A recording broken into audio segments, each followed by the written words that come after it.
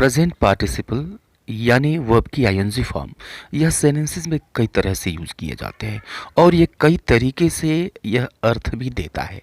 तो अब इसको स्पोकन के लिए जानना बहुत ज़रूरी है, रिटन इंग्लिश के लिए भी जानना बहुत ज़रूरी है कि यह कितने तरीके से किन किन अर्थों में किस किस तरह से यह सेंटेंसेस में यूज़ होते हैं। So let us begin. तो फर्स्ट स्ट्रक्चर हमने लिया हुआ है subject plus main verb plus present participle. अब देखिए कुछ वर्ब ऑफ मोशन होते हैं या फिर वर्ब ऑफ स्टेट होते हैं, यानी ऐसे वर्ब जो गति के बारे में बताते हैं या फिर किसी चीज़ की पोजीशन या फिर स्टेट स्थिति के बारे में बताते हैं, जैसे कम है, गो है या फिर शिट है। तो ऐसे वर्ब के ठीक बाद प्रेजेंट पार्टिसिपल का यूज़ होता है। देखिए यह कैसे यूज़ होता है और क्या अर्थ देता है। जैसे she goes shopping every Sunday, she goes shopping every Sunday, यानी वह हर एक रविवार को ख़रीदारी करने जाती है। तो यहाँ पे शॉपिंग का मतलब हुआ ख़रीदारी करने, राइट, प्रेजेंट पार्टिसिपल है। तो यहाँ पे लग रहा है कि she goes for shopping every Sunday, ऐसा होना चाहिए, फॉर यहाँ पे होना चाहिए। लेकिन यहाँ पे आप यूज़ करें तो भी सही है, ना यूज़ करें तो भी सही है, क्योंकि गोज़ वर्ब ऑफ मोशन है तो इसके बाद हम प्रेजेंट पार्टिसिपल का यूज़ कर सकते हैं। एक और एग्जांपल देखिए, he sat reading a book, he sat reading a book, यानी वह बैठा हुआ किताब पढ़ रहा था। तो यहाँ पर रीडिंग का अर्थ जो है वो निकल के आ रहा है पढ़ रहा था। तो शैट क्या है, यह वर्ब ऑफ स्टेट है, तो इसके ठीक बाद हम प्रेजेंट पार्टिसिपल का यूज़ करते हैं, राइट। तो इस तरीके से प्रेजेंट पार्टिसिपल का यूज़ हम वर्ब ऑफ मोशन या फिर वर्ब ऑफ स्टेट के बात करते हैं। एक और एग्जांपल देख लीजिए, she came running towards me, she came running towards me, right. Next use देखते हैं, नेक्स्ट अर्थ में यदि दो काम हो रहे हैं, तीन काम हो रहे हैं और तुरंत एक दूसरे के बाद हो रहे हैं, यानी इन दोनों कामों के बीच में, तीनों कामों के बीच में कोई गैप नहीं है, तो जो पहले काम हुआ उसको हम प्रेजेंट पार्टिसिपल में लिखते हैं। देखिए कैसे, कि closing the door she sat beside me, right, यानी दरवाज़ा बंद करके मेरे बगल में वो बैठ गई। तो पहला काम हुआ दरवाज़ा बंद करना और इसके तुरंत बाद दूसरा काम हुआ मेरे बगल में बैठने का, राइट। तो जो पहला काम हुआ उसको प्रेजेंट पार्टिसिपल में हमने रखा। तो क्लोजिंग द डोर यानी दरवाज़ा बंद करके या फिर दरवाज़ा बंद करने के बाद, राइट। तो तुरंत जो काम होता है, तो जो पहले काम हुआ उसको हम प्रेजेंट पार्टिसिपल में रखते हैं, राइट। एक और देखिए कि opening the gallery he showed me her photos, opening the gallery he showed me her photos, यानी गैलरी खोलकर उसने उसकी फ़ोटो दिखाई। तो गैलरी पहले खोला और उसके तुरंत बाद फ़ोटो सामने आ गया, तो गैप जो है यह नहीं है। तो यहाँ पर ओपनिंग का मतलब हुआ खोल करके, राइट। अगला यूज़ देखते हैं, verb plus object plus present participle, यानी वर्ब यूज़ करते हैं, ऑब्जेक्ट यूज़ करते हैं, उसके बाद से प्रेजेंट पार्टिसिपल यूज़ करते हैं। तो ये जो वर्ब होता है, ये वर्ब होता है प्रेजेंट पार्टिसिपल में जो रहता है वो वर्ब ऑफ परसेप्शंस होते हैं, यानी जो अनुभव करने वाले, महसूस करने वाले, जैसे हियर है, थिंक, स्मेल, सी, टेस्ट, फील, वॉच।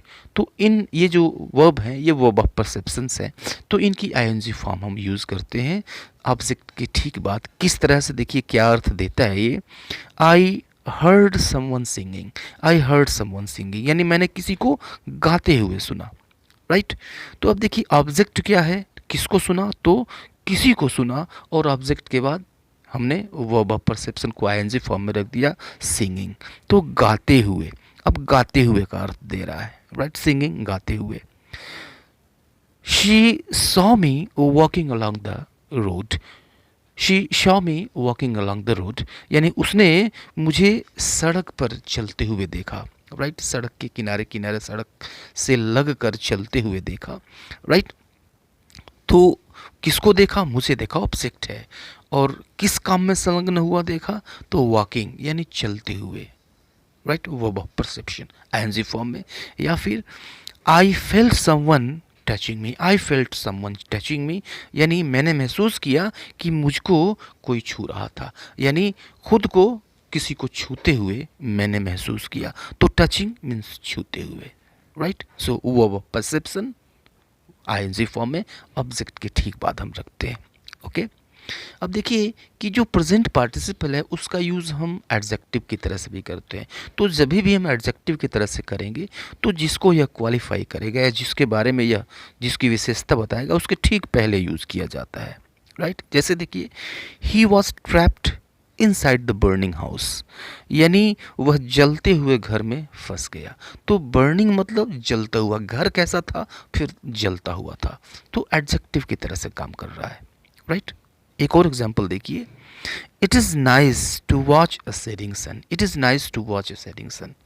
राइट, यानी सेटिंग सन, डूबते हुए सूरज को देखना अच्छा लगता है, अच्छा है। राइट, तो सूरज कैसा है, तो डूबता हुआ है, setting sun. Right, adjective. Okay, जैसे अब देखिए नेक्स्ट यूज जो है, हम स्पेंड और वेस्ट, ये दो तीन वर्ब ऐसे हैं जिनके बाद हम इनके बाद हम प्रेजेंट पार्टिसिपल का यूज़ करते हैं।